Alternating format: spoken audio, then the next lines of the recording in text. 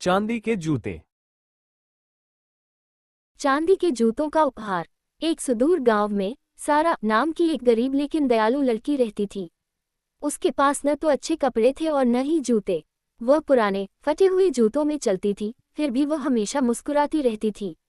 एक दिन जब वह जंगल में जलाओ लकड़ी इकट्ठा कर रही थी, तो उसने एक जोड़ी चमकते हुए चांदी के जूते देखे।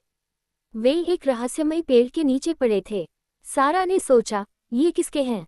लेकिन वहां कोई नहीं था। आखिरकार उसने जूते पहन लिए। कमाल है, जैसे ही वह चलने लगी, उसके पैरों से एक हल्की चांदी की रोशनी चमकने लगी।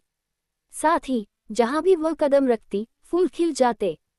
गांव वाले आश्चर्यचकित थे। जब सारा चुपचाप सड़कों पर चलती, तो लोग खिड़कियों से बाहर झांकते। कुछ लोग कहते, ये जूते जादुई हैं। दूसरे फुसफुसाते, इस बेचारी लड़की की किस्मत खुल जाए। जब लालची व्यापारी राजा को पता चला, तो वह सारा के पास गया। उसने कहा, मुझे ये जूते बेच दो, मैं तुम्हें सोने के सिक्के दूंगा। सारा ने जवाब दिया, नहीं साहब, मुझे ये जंगल में मिले थे। हो सकता है कि ये किसी की खोई हुई संपत्ति हो। राजा गुस्से में वहां से चला गया। अगली रात राजा ने चुपके से जूते चुराने की कोशिश की, लेकिन जब उसने उन्हें पहना तो वे बहुत भारी हो गए। वह एक भी कदम नहीं चल सका। उस समय पेड़ पर एक चमकती हुई आत्मा रूह प्रकट हुई। उसने कहा, ये जूते केवल उसी के लिए उपयुक्त हैं जिसका दिल साफ हो। सारा ने इन्हें लालच से नहीं, बल्कि मजबूरी में पहना था। तुम असफल हो गए हो। सुबह तक जूते गायब हो गए थे।